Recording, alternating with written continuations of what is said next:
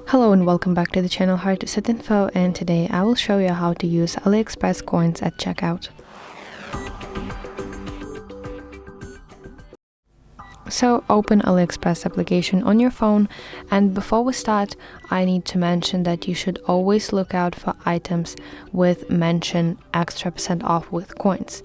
And what I mean by that, let me open item that supports discounts with coins. So here I need to scroll down, and here I can see extra 1% off with coins.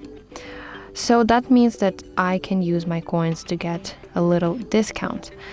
And if I open some another item, you can see that here is no line that says extra % off with coins, and that means that I cannot use my coins to get a discount for this specific item. So let's go to this item that does support and proceed to checkout page.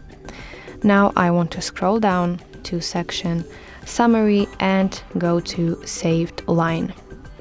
So now we can see that AliExpress automatically deducted 1 coin for this order, and that gave me this little discount. So basically all we have to do is nothing, because AliExpress automatically deducts your coins, except that you should always, as I mentioned earlier, you should always look out for items that mention that they have such discounts using your coins.